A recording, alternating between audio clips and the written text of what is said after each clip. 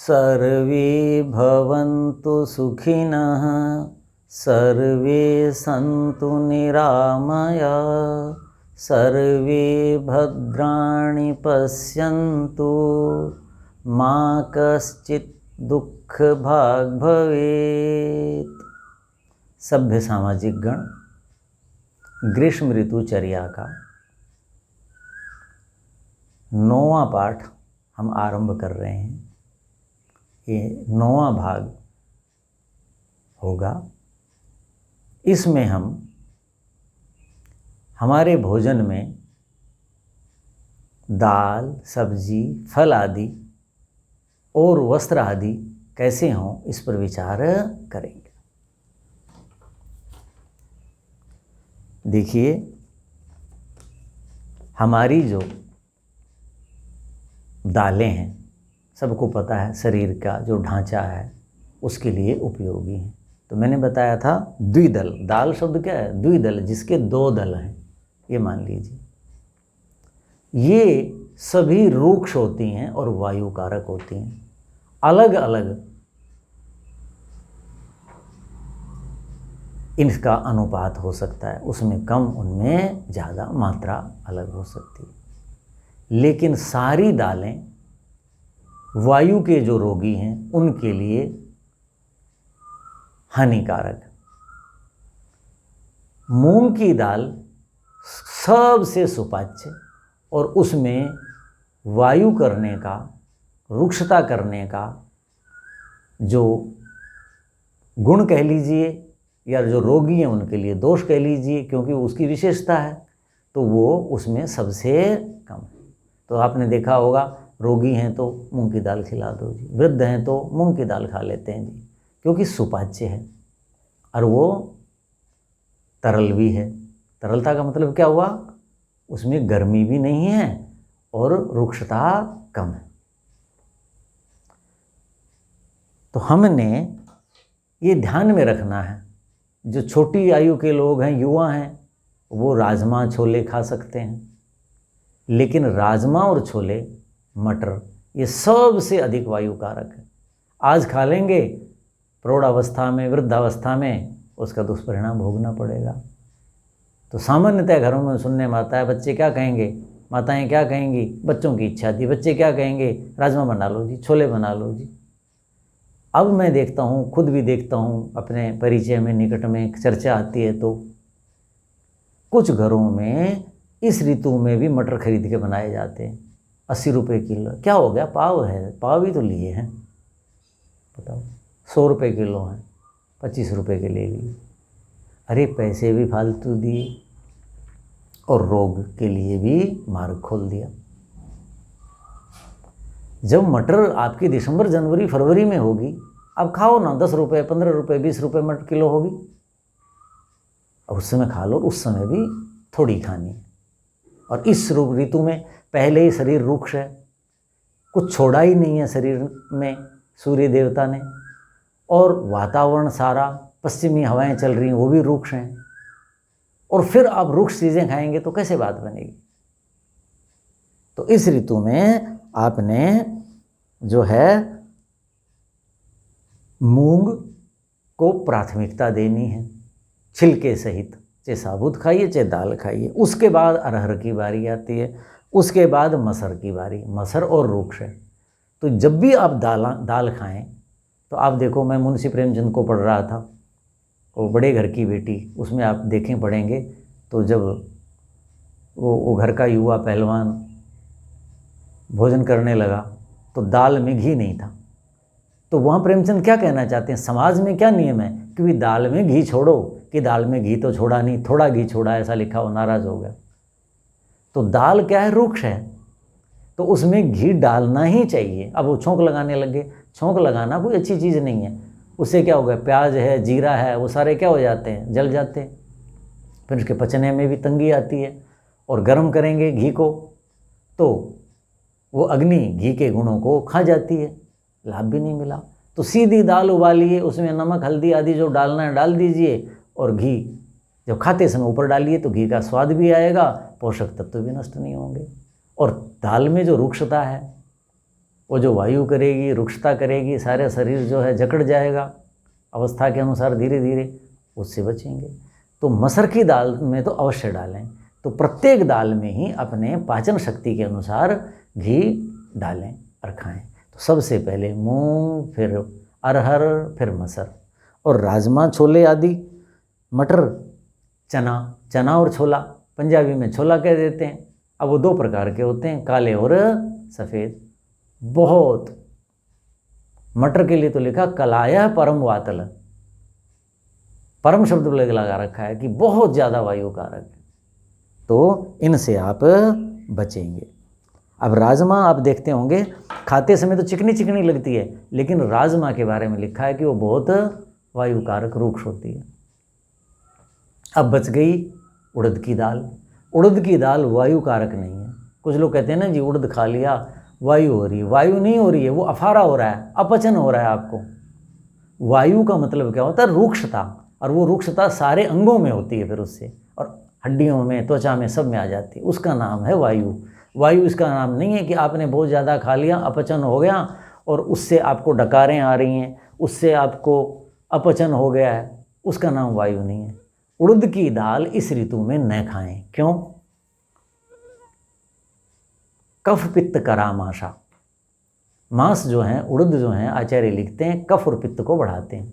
तो इस ऋतु में तो पित्त बढ़ेगा, गर्मी है, कफ की तो आवश्यकता है, लेकिन जो जवान है पच जाता है तो वो बहुत पतली बनाएं, या मूंग डालते हैं तो उसमें थोड़ी सी 10% डाल दें। मूंग की दाल क्या है, उसमें चिकनाई, स्निग्धता नहीं होती, तो स्निग्धता बढ़ जाएगी, स्वाद लगेगा, ये खा सकते हो। रात्रि को बिल्कुल मत खाना। क्यों?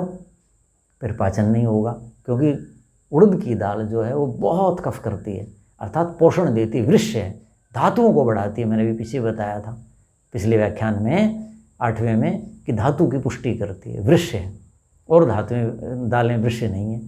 लेकिन जब वृक्ष है तो क्या होगा, पचेगी तो नहीं ना, और पित्त पैदा करेगी, तो फिर क्या होगा, आप सामान्य देखोगे उड़द की दाल साधु होती है, उसमें चने डाल के बना दिया, खा लिया, ज़्यादा खा गए लोग, रोटी भी एक फालतू खा ली, 2 खा ली, और खा करके सो गए।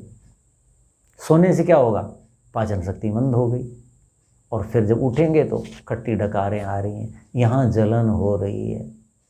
डॉक्टर साहब क्या बताएं, आज पता नहीं क्या, मैंने तो अच्छा ही खाता हूँ, क्या खाया था, वो बहुत अच्छा खाया था।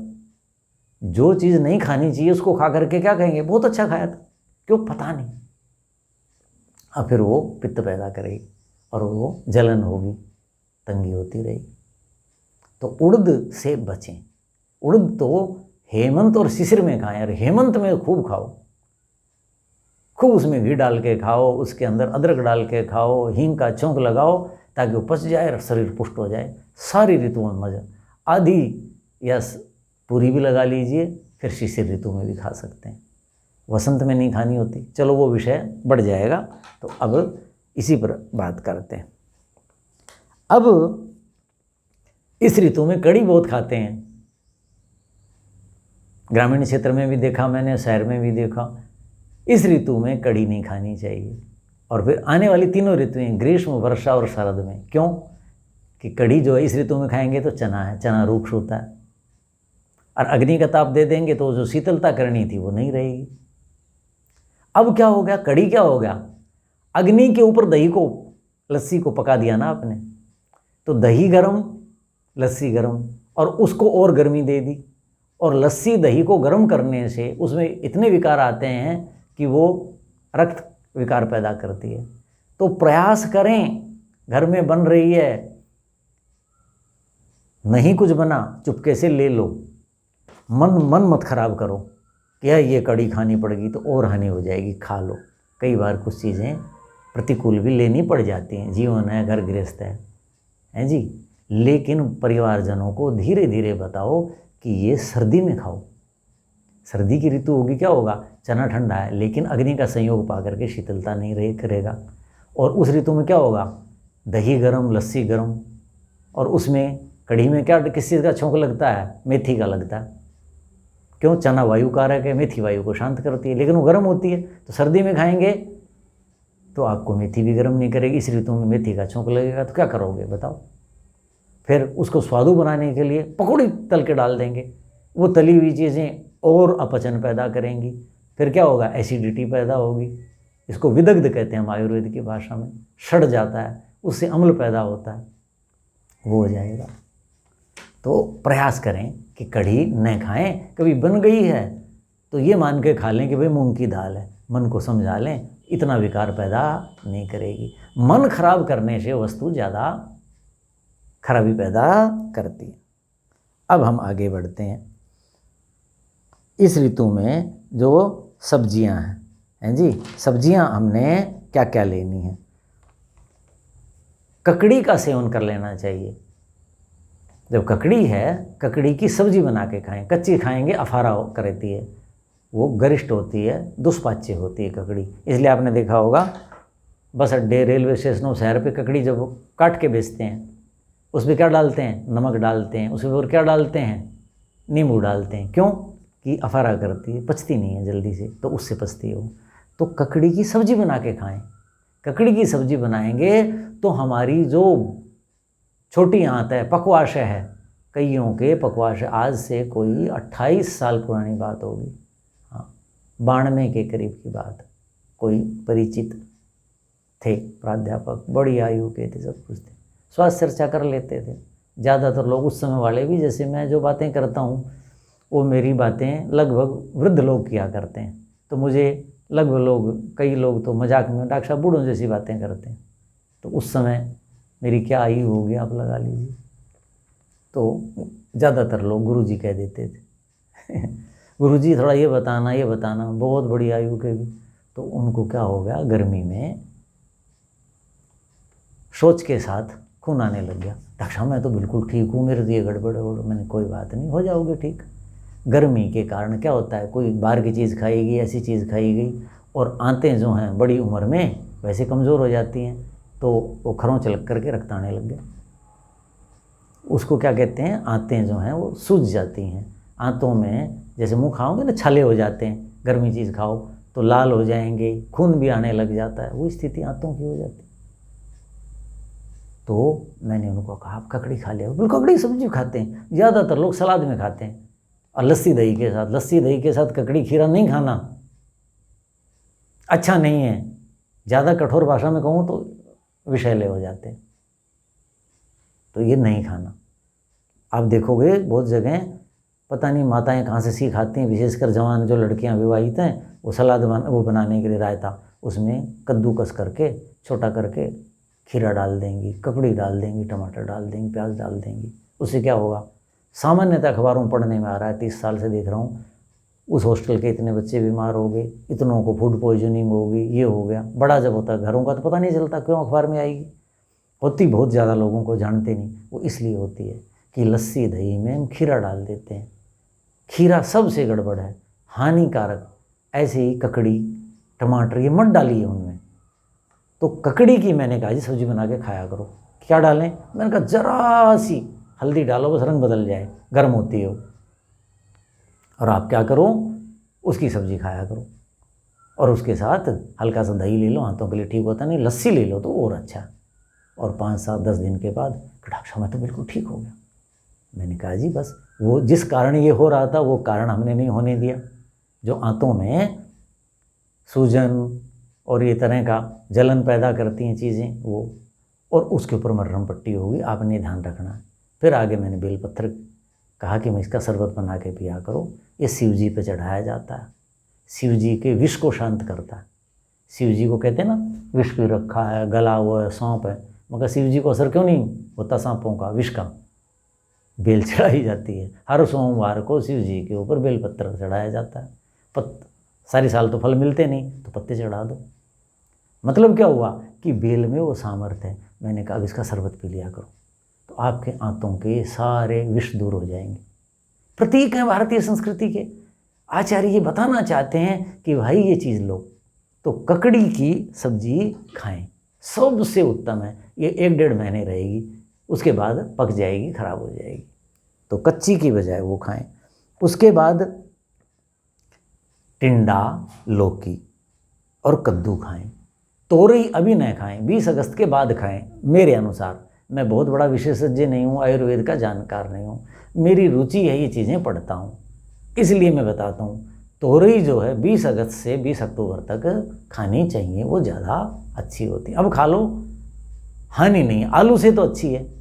इस ऋतु में आलू नहीं खाना है आपने बिल्कुल भी। तो ककड़ी, टिंडा, लौकी और कद्दू ये सबसे अच्छे हैं। करेला मत खाइए। करेला क्या होता है, उसमें कषाय रस है, रुक्ष होता है, तिक्त रस होता है। तो करेला अभी सितंबर अक्टूबर में अच्छा रहेगा, वो समय आएगा तब बताएंगे। और जो करेले में मसाला डाल के उसको काढ़ा करके खाते हैं, आप लगा लीजिए कि वो उन जैसा होगा जो बुजुर्ग थे, बहुत बुद्धिजीवी प्राध्यापक थे। क्यों, मसाले इतने डाल रखे हैं, आंतों को घायल कर देंगे। तो रुक्ष भी होता है, वो कषाय रस है ना, तो उससे आप बचें। अरबी खाते हैं, कभी रसीली बनाएं। अरबी बहुत गरिष्ठ होती है, दिन में बनाएं। अब अरबी आ जाएगी थोड़े दिन के बाद, हैं जी।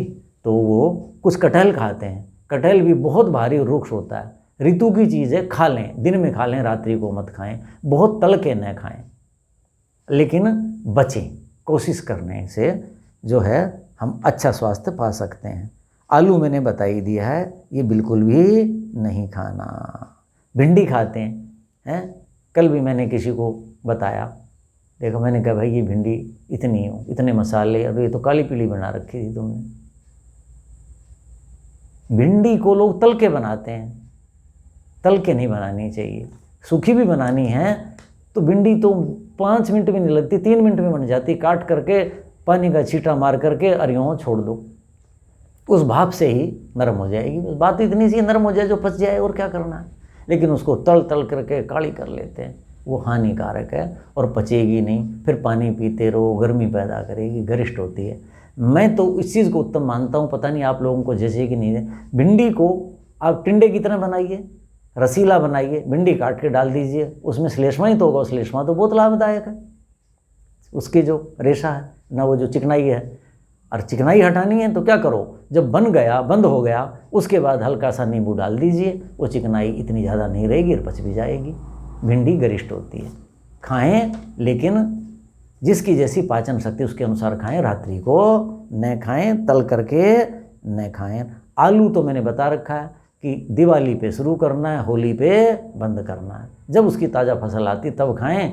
आलू इस ऋतु में खाएंगे तो बहुत गर्म होता है, आंतों को रुक्षता देगा, पानी की प्यास लगेगी, ये नहीं खाना आपने। अब जो आगे है, हम बात करते हैं फल की। फल जो है, आड़ू खाना है। जो सरबती आड़ू जो आता है पश्चिमी उत्तर प्रदेश से है, वो इस ऋतु में बहुत अच्छा होता है, बहुत रसीला है और बहुत अच्छा है।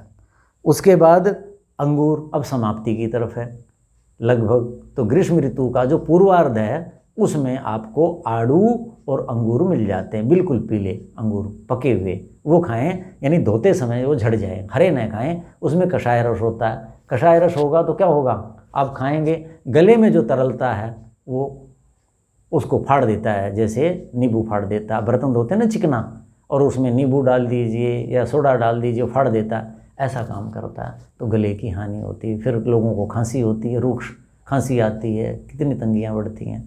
तो अंगूर वो लें। आलू बुखारे आएंगे अब ऊपर से हिमालय से, आप वो सेवन कर सकते हैं।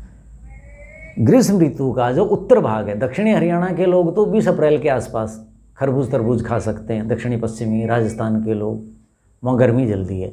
लेकिन जो करनाल आदि के लोग हैं वो मई से पहले और 15-20 मई से पहले तो न खाएं। मैं तो 20 मई से खरबूजा खाना शुरू करूँगा। लोग अब 80 रुपये खा रहे हैं, मैं पूछूं क्या भाव, बोले 80, और ले रहे हैं। अभी पूरा पका भी नहीं होगा, पक गया होगा तो थोड़ा आ रहा है, और अभी आवश्यकता भी नहीं है शरीर को, शरीर ही बता देता है अभी कफ का प्रभाव चल रहा है। उसका जो उत्तरार्ध आएगा तब खरबूजा खूब फसल आएगी, सस्ता हो जाएगा, 12-15 रुपये 20 रुपये हो जाएगा। दिन में 2 किलो खाओ, और ऊपर से क्या पियो, शरबत बना के पियो। जब आप खरबूजा खाते हैं, जिनकी आंतों में कब्ज रहती है, जिनके मुंह में छाले ज़्यादा होते हैं, जितने किसी भी प्रकार की गर्मी रहती है, त्वचा के रुक्षता है, गर्मी में चक्कर आते हैं, तो शरीर में तरलता लाने के लिए और शरीर की आंतरिक शुद्धि के लिए क्या करें, खरबूजा खाएं और ऊपर से शरबत पिएं। जैसे सत्तू पी लिया, या और जो घर में जो कोई बढ़िया शरबत बनाते हैं, वो बेल का शरबत नहीं, जिनमें और चीज़ें नहीं डालते, तो या केवल उसमें खांड मिला करके वो पिएं। खरबूजे के ऊपर पानी पीना हानिकारक है, पचेगा नहीं, वो भी पानी है। लेकिन मैंने लगभग 25 साल से इसका प्रयोग किया अपने ऊपर। मैं नहीं कहता ये साइंटिफिक वैज्ञानिक रूप से ठीक बात है, आप देख लेना, इसको ठीक लगे तो कर लेना। लेकिन मैंने तो ये देखा है, जिनको पथरी का रोग है, पथरी को काट के बाहर फेंक देगा खरबूजा, इतनी बढ़िया चीज़ है। तो मैं तो लगभग 25 या 28 वर्ष से खरबूजा, मैंने पढ़ा था किसी को, शायद हरनामदास बीए को पढ़ा था या किसी और आयुर्वेद की बहुत पुस्तकें पढ़ता था। आचार्यों को नहीं पढ़ा था, जो वैद्य वगैरह छोटी पुस्तकें लिख देते हैं जिनकी अपनी होती हैं, उनको पढ़ा हुआ है। तो वहाँ ये लिखा था कि भाई जिसको शरीर के अंदर की सफाई करनी है, गर्मी को शांत करना है, अपनी किडनी को, मूत्र प्रणाली को साफ करना है, आंतों में जिसकी कब्ज़ रहती है तरलता लेके आनी है, वो खरबूजा खाओ। लेकिन भोजन के 3 साढ़े 3 घंटे बाद और 1.5-2 घंटे पहले, बल्कि 2 घंटे पहले, वो जो समय है वो सबसे उत्तम है। 2 बार दिन में कर सकते हैं आप, दोपहर भोजन से पहले और दोपहर भोजन के बाद। दोपहर भोजन से 2 घंटा पहले और 2.5-3 साढ़े 3 घंटे बाद आप खरबूजा खाओ और ऊपर से शरबत पी लो। आप देखिए 2-3 साल में ज़्यादातर आपके कांटे निकल जाएंगे रोगों के, बहुत लाभदायक है। फिर उसके बीज रख लो, बीज वर्षा ऋतु में 10-15 रोज़ खा लो, तो क्या होगा, सारे के सारे आपके इसको ख़त्म कर देगा। सर्दी में खा लेना, उसका छिलका रख लो, वो सर्दी में जिनको भी मूत्र से संबंधित विकार हैं, अर्थात पथरी है, मूत्रकृच्छ है और कुछ है, उनको ये शांत करेंगे दोनों। तो कार्तिक से लेकर के जो सर्दी का है, हेमंत और शिशिर 2 ऋतुओं में, उसका छिलका उबाला और उसका काढ़ा बनाया और पी लिया, या बीज खा लो उसके, वो खा लो। वर्षा ऋतु में और शिशिर शरद ऋतु में मत खाना, क्यों, पित्त पैदा करते हैं। तो ऐसे खरबूजे का खूब उपयोग करें। तरबूज है वो पचने में थोड़ी देरी करता है, वायु भी करता है, अफारा भी करता है, तो वो खाते समय काली मिर्च और सेंधा नमक डाल लें। वैसे काली मिर्च न डालें तो अच्छा है, सेंधा नमक ही बहुत है, क्यों, वो गर्मी करेगी। तो फल जो है आप इनका खूब उपयोग कर सकते हैं। एक आता है फालसा, छोटा सा आता है, वो बहुत अच्छा होता है गर्मी के लिए, हैं, वो लें, पत्ते में बिका करता था। यहाँ तो बड़ा शहर हो गया करनाल, हम छोटा शहर था, अंदर रहते थे, तो एक साइकिल में छबड़ी लगा के फल से पत्ते में इतने से दिया करता था। मैं कहा इतने, बोले जी इतने ही बहुत होते हैं, बहुत बढ़िया। माताओं ने बताया कि तो बहुत अच्छी चीज़ है, जितने खाते हैं। तो वो फालसा खाना है, पेट की गर्मी शांत हो जाएगी। आम लोग बहुत समय से खा रहे हैं, ये दक्षिण भारत से, पश्चिम भारत से आ रहा है। ये आम मैं 20 मई से पहले नहीं खाता, जो सफ़ेदा कहते हैं इसको। तो आम जो गर्मी में खाएं, पूर्वी भाग में तो खाएं ही नहीं, यानी 2 भाग गर्मी के हैं पहले महीने में, तो 20 मई के बाद भी बहुत पका हुआ जो होगा सफ़ेदा वो खाएं। और आम खाने के बाद क्या करें, रात्रि को आम खाएंगे तो जिनको कब्ज़ रहती है उनको कब्ज़ नहीं रहेगी, और सोते समय तो दूध पीना है। आम में गर्मी होती है और मसाले का वो शांत कर देगा। मैं क्या करता हूँ, मैं आम का बहुत शौकीन हूँ, क्योंकि आम वृक्ष है, शरीर को पुष्ट करता है, तो इसलिए मैं आम खूब खाता हूँ और ऊपर से कच्ची लस्सी पीता हूँ। कच्ची लस्सी बताई थी ना, दूध डालना, यानी 1/4 या आधा दूध डाल दीजिए पानी में और खांड डाल करके आम के बाद वो पी लो, तो आम और अधिक पोषण करेगा। और आम में जो गर्मी है खुद की या मसाले की, उसको भी वो शांत करेगा। लेकिन 20 मई से पहले न खाएं सफ़ेद आम। फिर आएगा सफ़ेदे के बाद क्या आएगा, दशहरी आएगा, या दक्षिण भारत से तोता आएगा। वो मैं तोता 1 जून से पहले नहीं खाऊंगा, उसके बाद वो पका हुआ मिल जाएगा, वो सस्ता होता है। और 20 जून से पहले दशहरी न खाएं, नहीं तो दशहरी 1 जून से शुरू हो जाता है बाज़ार में, वो ख़राब होता है, अच्छा नहीं होता। आम की विशेष चर्चा करेंगे तो विस्तार से बताऊंगा। इस समय जो केला खा रहे मैं देखता हूँ, सेब खा रहे हैं। सेब इस समय भारतीय तो है ही नहीं, लगभग है तो कोल्ड स्टोर का, नवंबर के बाद किन्नौर में भी नहीं होता, कब का रखा हुआ है, वो नहीं खाना। केला तो इस ऋतु में खाना ही नहीं है। तो इस ऋतु में जो फल थे वो मैंने बता दिए कि आड़ू खाना है, अंगूर खाना है, आ रहा है, या फिर ऊपर से आएगा अभी आलू बुखारा, पलम आएंगे, वो खाने हैं। खुरमानी बाद में आएगी, 20 जून के बाद है, 20 के आसपास आएगी, वो खा सकते हैं। नहीं तो खरबूज तरबूज का तरीका मैंने आपको बता दिया। लेकिन पानी का सेवन नहीं करना इनके साथ। पपीता खा रहे लोग, मसाले का होता है, इससे बचने का प्रयास करें। इस समय चीकू आ रहा है, बहुत अच्छा आ रहा है, आप चीकू का सेवन कर सकते हैं। इस समय आपने फल इस रूप में खाने। अब मैं आपको ये अंतिम ग्रीष्म ऋतु का व्याख्यान है, तो आज ये विषय को समाप्त करते हैं। ग्रीष्म ऋतु में वस्त्र के ऊपर थोड़ी चर्चा कर लेते हैं, 2-4 मिनट। वस्त्र क्या होने चाहिए हमारे? शुभ्र वर्ण के, सफ़ेद वर्ण के होने चाहिए। विद्यालय में पढ़ाया जाता था आपको, देखो गर्मी में काले कपड़े, क्योंकि वो गर्मी को सोखता है, धूप को।